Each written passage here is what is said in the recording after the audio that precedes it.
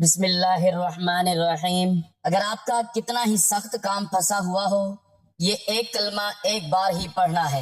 ناظرین، اگر زندگی کے مسائل نے آپ کو چاروں طرف سے گھیر رکھا ہو، اگر آپ کا کوئی کام بار بار کوشش کے باوجود مکمل نہ ہو رہا ہو، اگر دل بے چین ہو، راستے بند محسوس ہوں اور امید کی کرن مدھم پڑتی جا رہی ہو، تو یہ ویڈیو آپ ہی کے لیے ہے۔ اس دنیا میں ہر انسان کسی نہ کسی آزمائش سے گزر رہا ہے۔ کوئی رزق کی تنگی میں مبتلا ہے، کوئی گھریلو پریشانیوں کا شکار ہے، کسی کو صحت کی فکر لاحق ہے تو کسی کے دل پر غموں کا بوجھ ہے۔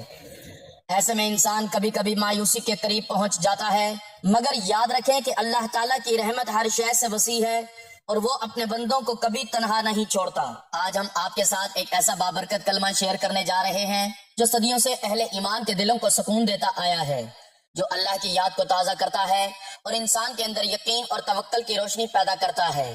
یہ کلمہ کوئی جادو نہیں بلکہ اللہ کی طرف رجوع کرنے کا ایک ذریعہ ہے، ایک دروازہ ہے جو بند دلوں کو کھول دیتا ہے اور انسان کو اپنے رب کے قریب لے آتا ہے۔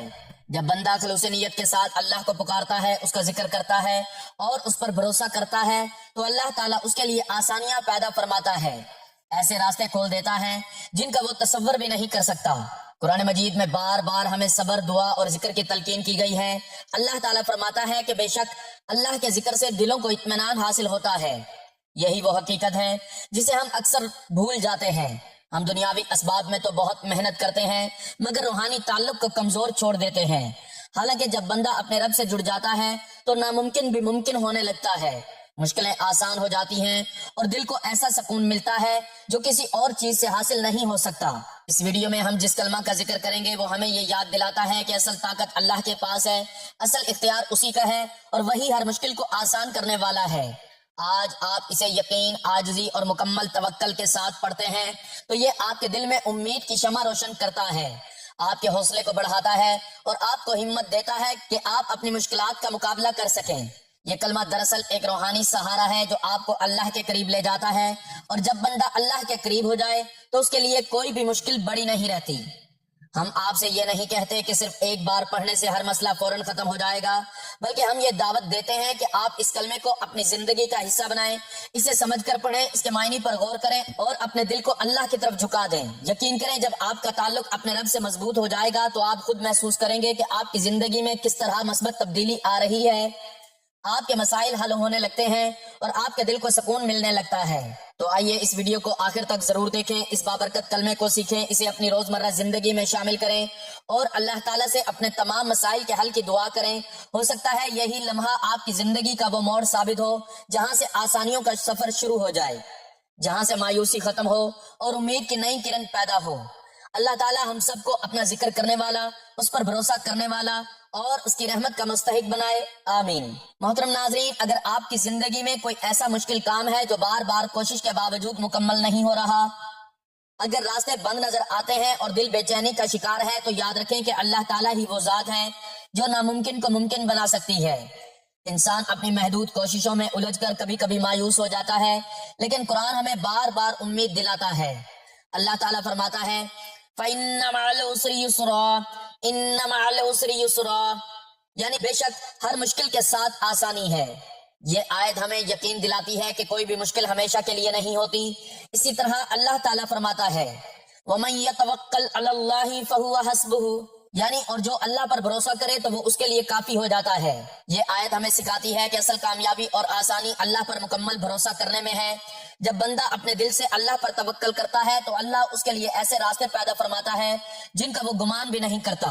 آج ہم آپ کے ساتھ ایک ایسا بابرکت کلمہ شیئر کرنے جا رہے ہیں جو دراصل اللہ کے ذکر اور اس پر بھروسے کا ذریعہ ہے۔ یہ کوئی جادوئی عمل نہیں بلکہ ایک روحانی حقیقت ہے کہ جب انسان اخلاص کے ساتھ اللہ کو پکارتا ہے تو اس کے دل کو سکون ملتا ہے اور اس کی مشکلات میں آسانی پیدا ہوتی ہے۔ قرآن میں اللہ تعالیٰ فرماتا ہے الا بذکر اللہ تطمئن القلوب، یعنی یاد رکھو اللہ کے ذکر سے دلوں کو اطمینان حاصل ہوتا ہے۔ اللہ تعالیٰ کی لازوال اور عظیم الشان نعمتوں میں سے ایک نعمت سکون و اطمینان ہے۔ انسان کی فطرت میں سکون، راحت اور اطمینان کی خواہش کا مادہ ازل سے رکھا گیا ہے، مگر جب انسان اس سکون کو صرف دنیاوی وسائل، مال و دولت، شہرت اور عیش و عشرت میں تلاش کرتا ہے تو وہ تھکن، بے چینی اور اضطراب کا شکار ہو جاتا ہے۔ قرآن و سنت اور سلف صالحین کی تعلیمات ہمیں یہ سکھاتی ہیں کہ حقیقی سکون صرف اللہ سے تعلق، اس کی یاد اور نبی کریم صلی اللہ علیہ وآلہ وسلم کی سنت پر عمل میں ہے۔ خود قرآن مجید میں کئی مقامات پر خالق کائنات نے اس کی تمثیل پیش کی ہے۔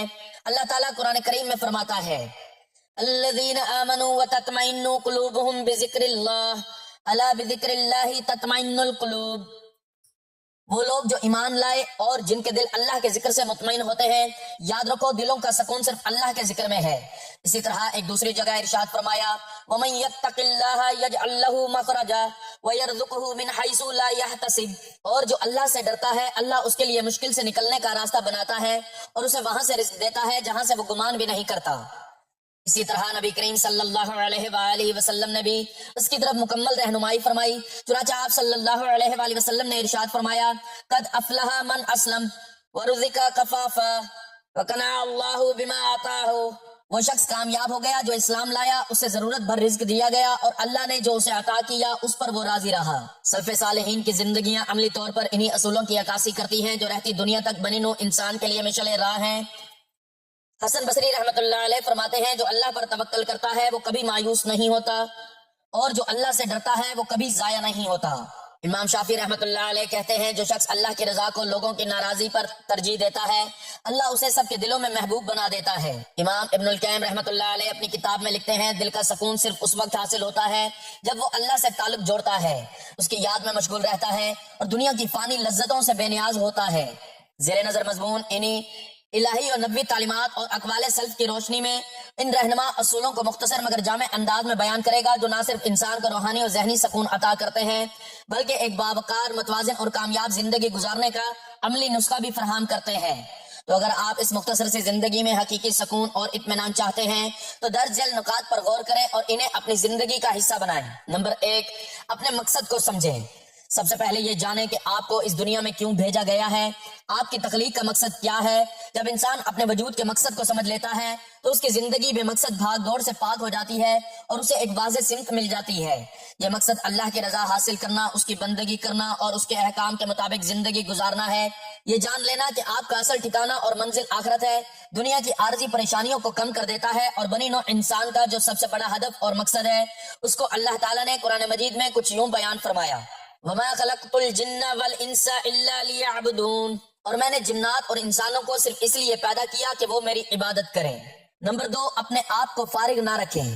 مصروفیت عافیت اور رحمت ہے، اپنے آپ کو کبھی بھی بیکار نہ چھوڑیں، خود کو خیر کے کاموں میں مصروف رکھیں، خاص طور پر مطالعہ جو علم کا دروازہ کھولتا ہے، اور قرآن کریم کے ساتھ اپنا تعلق مضبوط بنائیں۔ قرآن کا مطالعہ، اس کی تلاوت اور اس کے معنی پر غور و فکر دلوں کو سکون بخشتا ہے اور روح کو نور عطا کرتا ہے۔ مصروفیت آپ کو منفی خیالات، ڈپریشن اور بے چینی سے دور رکھتی ہے۔ وقت کی اہمیت اور قدر کو بیان کرتے ہوئے رسول اللہ صلی اللہ علیہ وآلہ وسلم نے ارشاد فرمایا 2 نعمتیں ایسی ہیں جن میں اکثر لوگ اپنا نقصان کرتے ہیں، یعنی وہ وقت اور صحت کی ناقدری کرتے ہوئے اپنا نقصان کرتے ہیں۔ حافظ ابن حجر اسقلانی رحمۃ اللہ علیہ اس حدیث کی تشریح کرتے ہوئے فرماتے ہیں دنیا آخرت کی کھیتی ہے اور یہ ایسی تجارت کی جگہ ہے جس کا نفع آخرت میں ظاہر ہوتا ہے، بس جس نے اپنی فرصت اور صحت کو اللہ کی اطاعت میں استعمال کیا وہ قابل رشک ہے، اور جس نے ان کو اللہ کی نافرمانی میں استعمال کیا وہ نقصان اٹھانے والا ہے، کیونکہ فرصت کے بعد مشغولیت آتی ہے اور صحت کے بعد بیماری، اور جو وقت گزر جائے وہ کبھی واپس نہیں آتا۔ سلف صالحین کے نزدیک وقت کی بڑی اہمیت تھی۔ ایک بار قرظ بن صبرہ جن کا شمار بڑے عبادت گزاروں میں ہوتا تھا، ان سے کسی نے کہا ہمارے ساتھ بیٹھ جاؤ۔ اس پر قرظہ بن صبرہ نے جواب دیا سورج کو روک لو تب میں تمہارے ساتھ بیٹھوں گا۔ کون ہے جو سورج کو روک سکتا ہے جبکہ وہ زندگیوں کو کم کرتے ہوئے اور وقت کو سمیٹتے ہوئے ڈھلتا جا رہا ہے، کیونکہ وہ سورج دوبارہ واپس نہیں آئے گا۔ نمبر 3، لوگوں سے زیادہ میل جول نہ رکھیں سوائے ضرورت کے تحت۔ اگرچہ سماجی تعلقات اہم ہیں لیکن بے جا اور غیر ضروری میل جول اکثر دلوں میں کدورت، حسد، غیبت اور وقت کا ضیاع بن جاتا ہے۔ لوگوں سے تعلقات ضرورت کے تحت رکھیں، جہاں اخلاق، بھلائی اور نیکی مقصود ہو۔ زیادہ لوگوں سے وابستگی زیادہ امیدیں پیدا کرتی ہیں جو اکثر ٹوٹنے پر تکلیف کا باعث بنتی ہیں، اس لیے اپنے حلقہ احباب کو محدود اور معیاری رکھیں۔ اسی وجہ سے سلف صالحین تنہائی اور قلت اخلاق کو پسند فرماتے تھے اور اس کی کثرت سے اجتناب کرتے تھے، بلکہ اس پر مستقل کتابیں بھی تصنیف فرمائیں، جن میں مشہور کتاب امام خطابی رحمۃ اللہ علیہ کی کتاب العزلت ہے۔ وہی بن الورد فرماتے ہیں ہمیں بتایا گیا ہے کہ حکمت کے 10 حصے ہیں، ان میں سے 9 حصے خاموشی میں ہیں اور 10واں حصہ لوگوں سے علیحدگی میں ہے۔ امام خطابی رحمت اللہ علیہ فرماتے ہیں عزلت کا مطلب ہے بیکار لوگوں کی صحبت سے دور رہنا اور ایسی زیادتی سے بچنا جس کی آپ کو ضرورت نہیں۔ نمبر 4، اپنے آپ کو لوگوں کا عادی نہ بنائیں اور جلدی اعتماد نہ کریں۔ اپنی خوشی اور سکون کو لوگوں کی موجودگی یا ان کی تعریف پر منحصر نہ کریں، خود کفیل بنیں اور اپنی خوشی کا ذریعہ اپنے اندر تلاش کریں۔ لوگوں پر ضرورت سے زیادہ انحصار کرنا اور جلدی اعتماد کرنا بالخصوص ان کی نیتوں کو سمجھے بغیر اکثر مایوسی اور دھوکے کا باعث بنتا ہے۔ انسان کی فطرت میں تبدیلی ہے، اس لیے کسی پر بھی مکمل بھروسہ کرنے سے پہلے خوب پرکھ لیں۔ اسی وجہ سے قرآن مجید نے ہمیں کسی کے قول پر اعتماد کرنے سے پہلے تحقیق و تفتیش کا حکم دیا ہے۔ اللہ پاک ارشاد فرماتا ہے، اے ایمان والو، اگر کوئی فاسق تمہارے پاس کوئی سی خبر لائے تو اس کی تحقیق کیا کرو، کہیں کسی قوم پر بے خبری سے نہ جاؤ پھر اپنے کیے پر پشیمان ہونے لگو۔ اس آیت میں اللہ تعالیٰ نے ہر بے بنیاد بات پر اعتماد کرنے سے پہلے تحقیق و تصدیق کا حکم دیا ہے تاکہ اگر بات جھوٹی ثابت ہوئی تو ہم کسی کو بلا وجہ تکلیف نہ پہنچائیں اور بعد میں افسوس نہ کریں۔ چونکہ دوسروں کی حفاظت کے لیے ہمیں تحقیق کرنی چاہیے تو اپنے نفس کو بھی دھوکہ اور تکلیف سے بچانے کے لیے ہر شخص کی بات پر بغیر تحقیق اعتبار کرنا مناسب نہیں، کیونکہ النفس اولا بالترحم، یعنی اپنے نفس پر رحم کرنا سب سے اول اور اہم ہے۔ نمبر 5، گھر والوں کے ساتھ تعلق بہتر بنائیں۔ آپ کا سب سے قریبی تعلقات آپ کے گھر والوں کے ساتھ ہوتا ہے۔ ان کے ساتھ اپنا رویہ نرم، محبت بھرا اور احسان مندانہ رکھیں۔ گھر کا ماحول پرسکون اور خوشگوار ہو تو باہر کی دنیا کی پریشانیاں بھی کم محسوس ہوتی ہیں۔ یہ تعلقات ہی مشکل وقت میں آپ کا سب سے بڑا سہارا ہوتے ہیں۔ رشتوں میں دوریاں اکثر ذہنی سکون چھین لیتی ہیں، لہٰذا ان کی قدر کریں۔ رسول اکرم صلی اللہ علیہ وآلہ وسلم نے اس شخص کو کامل ایمان والا قرار دیا جس کا رویہ اپنے اہل خانہ کے ساتھ نہایت حسن سلوک پر مبنی ہو۔ چنانچہ آپ صلی اللہ علیہ وآلہ وسلم نے ارشاد فرمایا، ایمان والوں میں سب سے کامل ایمان والا وہ ہے جس کے اخلاق سب سے بہتر ہوں، اور تم میں سب سے بہترین وہ ہے جو اپنے گھر والوں کے ساتھ سب سے بہتر سلوک کرتا ہو۔ نمبر 6، شکر گزاری اور قناعت اپنائیں۔ اپنی زندگی میں موجود نعمتوں پر شکر ادا کریں۔ جو کچھ آپ کے پاس ہے اس پر شکر گزار رہیں اور مزید کی لالچ میں بے چین نہ ہوں۔ قناعت، جو ملا ہے اس پر راضی رہنا، دل کو ایک ایسا سکون دیتا ہے جو دنیا کی کوئی دولت نہیں دے سکتی۔ دوسروں سے اپنا موازنہ کرنے سے پرہیز کریں کیونکہ یہ بے سکونی کا ایک بڑا سبب ہے۔ چنانچہ اللہ تعالیٰ شکر گزاری کی ترغیب اور ناشکری پر وعید سناتے ہوئے فرماتے ہیں، وَإِذْ تَعَذَّنَ رَبُّكُمْ لَئِن شَكَرْتُمْ لَأَزِيدَنَّكُمْ وَلَئِن كَفَرْتُمْ إِنَّ عَذَابِي لَشَدِيدٌ۔ اور یاد کرو جب تمہارے رب نے آگاہ فرمایا کہ اگر تم شکر ادا کرو گے تو میں تم پر نعمتوں میں ضرور اضافہ کروں گا، اور اگر تم ناشکری کرو گے تو میرا عذاب یقیناً سخت ہے۔ نمبر 7، اپنی صحت کا خیال رکھیں۔ جسمانی اور ذہنی صحت کے بغیر حقیقی سکون ممکن نہیں۔ اچھی غذا کھائیں باقاعدگی سے اور مناسب نیند لیں۔ جب آپ کا جسم اور دماغ صحت مند ہوگا تو آپ زندگی کے چیلنجز کا سامنا بہتر طریقے سے کر سکیں گے اور زیادہ پرسکون محسوس کریں گے۔ بس صحت بھی ایک عظیم نعمت ہے، جیسا کہ میں نے وقت کی اہمیت بیان کرتے ہوئے ایک حدیث نقل کی تھی جس سے نہ صرف وقت بلکہ صحت کی قدر و قیمت بھی ظاہر ہوتی ہے۔ اس کی مزید تفصیل اوپر ذکر کی جا چکی ہے۔ اس کے علاوہ ایک موقع پر رسول اللہ صلی اللہ علیہ وآلہ وسلم نے ایک شخص کو نصیحت کرتے ہوئے ارشاد فرمایا، 5 چیزوں کے آنے سے پہلے غنیمت جانو۔ اپنی جوانی کو بڑھاپے سے پہلے، اپنی صحت کو بیماری سے پہلے، اپنی دولت کو محتاجی سے پہلے، اپنی فرصت کو مصروفیت سے پہلے، اور اپنی زندگی کو موت سے پہلے۔ یہ حدیث ہمیں زندگی کے قیمتی لمحات کی قدر کرنے اور ان سے بھرپور فائدہ اٹھانے کی تلقین کرتی ہے قبل اس کے کہ یہ نعمتیں ہم سے چھن جائیں، خصوصاً صحت کی، کیونکہ ان تمام نعمتوں کا انحصار اسی پر ہے، کیونکہ جب صحت ہوگی تب انسان بقیہ امور انجام دے سکتا ہے۔ نمبر 8، اللہ پر مکمل بھروسہ اور توکل رکھیں۔ یقین رکھیں کہ آپ کی ہر مشکل اور پریشانی پر اللہ قادر ہے۔ اس پر مکمل توکل کریں اور اپنے معاملات اس کے سپرد کر دیں۔ جب انسان یہ جان لیتا ہے کہ اللہ ہر چیز کا مالک ہے اور وہ اس کے لیے بہترین فیصلہ کرے گا تو اس کے دل سے خوف اور بے چینی ختم ہو جاتی ہے اور اسے روحانی سکون حاصل ہوتا ہے۔ اللہ تعالیٰ نے قرآن مجید میں کئی مقامات پر توکل اختیار کرنے کی ترغیب دی ہے۔ چنانچہ اللہ تعالیٰ کا ارشاد ہے، وَمَن يَتَوَكَّلْ عَلَى اللَّهِ فَهُوَ حَسْبُهُ، اور جو اللہ پر بھروسہ کرتا ہے سو وہی اس کو کافی ہے۔ حضرت عمر رضی اللہ تعالیٰ عنہ فرماتے ہیں کہ میں نے رسول اللہ صلی اللہ علیہ وآلہ وسلم کو فرماتے ہوئے سنا، اگر تم اللہ پر اس طرح بھروسہ کرو جیسے بھروسہ کرنے کا حق ہے تو وہ تمہیں بھی اس طرح رزق دے گا جیسے وہ پرندوں کو رزق دیتا ہے۔ وہ صبح خالی پیٹ نکلتے ہیں اور شام کو بھرے پیٹ لوٹتے ہیں۔ نمبر 9، دعا اور استغفار کا اہتمام۔ دعا اور استغفار اللہ تعالیٰ سے تعلق مضبوط کرنے اور سکون حاصل کرنے کا بہترین ذریعہ ہے۔ جب انسان دعا کرتا ہے تو وہ اپنی حاجتیں، پریشانیاں اور امیدیں اپنے رب کے سامنے پیش کرتا ہے جس سے اسے دلی سکون ملتا ہے۔ اسی طرح استغفار کے ذریعے انسان اپنے گناہوں کی معافی مانگتا ہے جو روح کو پاکیزگی بخشتا ہے اور اللہ کی رحمت کو اپنی طرف متوجہ کرتا ہے۔ یہ دونوں عمل انسان کو اللہ کے قریب کرتے ہیں اور اس کی زندگی میں برکت اور اطمینان کا باعث بنتے ہیں۔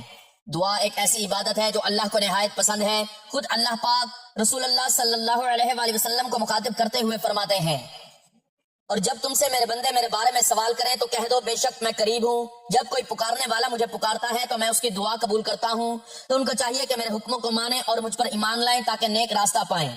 اور احادیث میں تو کثرت سے رسول اللہ صلی اللہ علیہ وآلہ وسلم نے دعا مانگنے کی فضیلت بیان کی، جیسا کہ آپ صحاح ستہ اور دیگر کتب میں مستقل ابواب کے اندر دیکھ سکتے ہیں۔ اور استغفار کو لازم پکڑنے کے متعلق قرآن مجید نے متعدد مقامات پر مختلف انداز میں ترغیب دی۔ چنانچہ ایک مقام پر نوح علیہ السلام کا اپنی قوم کو کہتے ہوئے ارشاد فرمایا، فَقُلْتُ اسْتَغْفِرُوا رَبَّكُمْ إِنَّهُ كَانَ غَفَّارًا، اور میں نے کہا کہ اپنے پروردگار سے معافی مانگو کہ وہ بڑا معاف کرنے والا ہے۔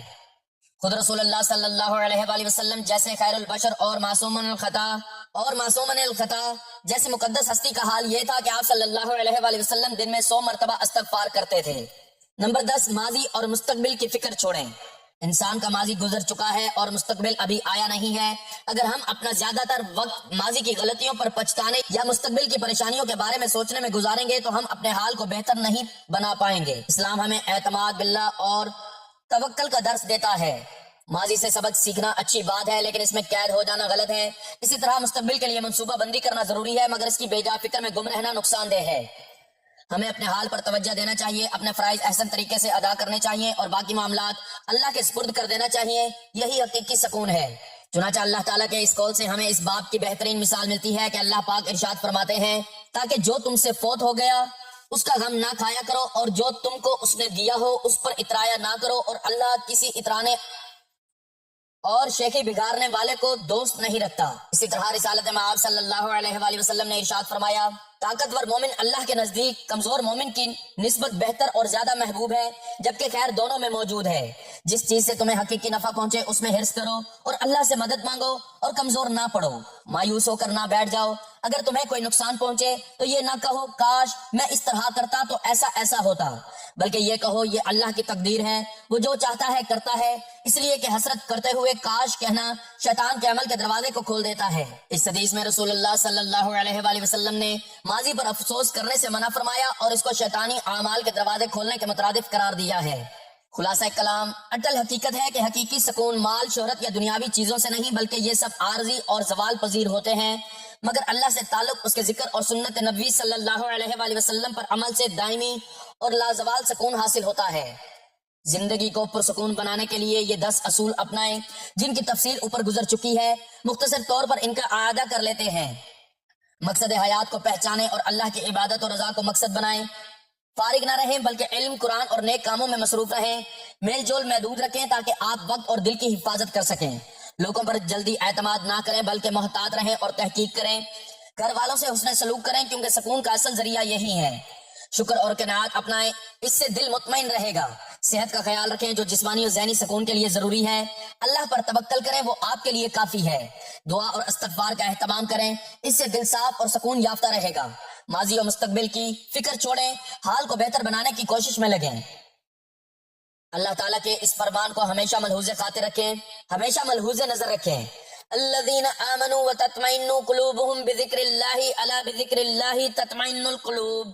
وہ لوگ جو ایمان لائے اور ان کے دلوں کو اللہ کی یاد سے تسکین ہوتی ہے، خبردار اللہ کی یاد ہی سے دل تسکین پاتے ہیں۔ اللہ تعالیٰ سے دعا ہے کہ اللہ تعالیٰ ہمیں حقیقی اور دائمی سکون عطا کرے اور قرآن و سنت کا متبع بنائے، آمین۔ محترم ناظرین، یہ جو میں آج کا عمل بتانے والا ہوں یہ بہت زبردست مجرب عمل ہے۔ اگر آپ کی کوئی بھی ایسی حاجت ہے، مثال کے طور پر سخت حاجت ہے، کوئی کام پھنسا ہوا ہے، آپ نے دنیا کے ہر حربے آزما لیے، ہر طرح سے کوشش کر لی، ہر وسیلہ آپ نے اور ہر دروازہ کھٹکھٹا لیا، لیکن آپ کا وہ کام اگر حل نہ ہوتا ہو تو آپ نے یہ عمل کرنا ہے جو آپ کو بتا رہا ہوں۔ سب سے پہلے آپ نے حضور پاک صلی اللہ علیہ وآلہ وسلم کی ذات اقدس پر درود پاک کا نذرانہ پیش کرنا ہے۔ درود پاک آپ کوئی سا بھی پڑھ سکتے ہیں، ایک بار ثواب کی نیت سے میرے ساتھ بھی درود پاک پڑھ لیں۔ اللہم صلی علی محمد وعلی آل محمد کما صلیت علی ابراہیم وعلی آل ابراہیم انک حمید مجید۔ اللہم بارک علی محمد وعلی آل محمد کما بارکت علی ابراہیم وعلی آل ابراہیم انک حمید مجید۔ درود پاک پڑھنے کے بعد آپ نے ایک تسبیح اللہ کی پڑھنی ہے، اس کے بعد آپ نے یہ کلمہ پڑھنا ہے، اللہم اغفر لی ورحمنی وعافنی وہدنی ورزقنی۔ اس کلمے کی آپ نے ایک تسبیح پڑھنی ہے اور آخر میں استغفر اللہ 313 مرتبہ پڑھنا ہے، اور پھر آپ نے درود پاک پڑھنا ہے جو شروع میں پڑھا تھا۔ آخر میں ہم آپ سب سے یہی گزارش کرتے ہیں کہ اللہ کے ذکر کو اپنی زندگی کا لازمی حصہ بنا لیں، اپنے دن کا کچھ وقت اپنے رب کے لیے مخصوص کریں، اس سے دعا کریں، اس پر بھروسہ کریں اور ہر حال میں اس کا شکر ادا کریں۔ یاد رکھیں اللہ تعالیٰ اپنے بندوں کے پکار کو سنتا ہے اور ان کے دلوں کے حال سے خوب واقف ہے۔ نبی کریم صلی اللہ علیہ وآلہ وسلم نے فرمایا، اللہ اپنے بندے کے ساتھ ویسا ہی معاملہ کرتا ہے جیسا بندہ اس کے ساتھ گمان رکھتا ہے۔ اس لیے ہمیشہ اللہ سے اچھا گمان رکھیں، یقین رکھیں کہ وہ آپ کے لیے بہتر فیصلے کرے گا اور آپ کی مشکلات کو آسان فرمائے گا۔ اگر آپ کو یہ ویڈیو پسند آئے تو اسے ضرور لائک کریں، اپنے دوستوں اور اہل خانہ کے ساتھ شیئر کریں تاکہ یہ نیکی کا پیغام زیادہ سے زیادہ لوگوں تک پہنچ سکے۔ ہمارے چینل کو سبسکرائب کریں تاکہ آپ کو مزید ایسی ایمان افروز اور روحانیت سے بھرپور ویڈیوز ملتی رہیں۔ اللہ تعالی ہم سب کی مشکلات آسان فرمائے، ہمیں صبر، شکر اور توکل کی دولت عطا کرے اور ہمیں اپنی رحمت کے سائے میں رکھے، آمین۔ ناظرین، آپ سے گزارش ہے کہ اپنے رزق میں برکت، وسعت اور کشادگی کے لیے اللہ تعالیٰ کے 99 ناموں میں سے کوئی ایک نام لکھ کر کمنٹ سیکشن میں ضرور شیئر کریں۔ اللہ تعالیٰ ہم سب کا حامی و ناصر ہو، آمین، جزاک اللہ۔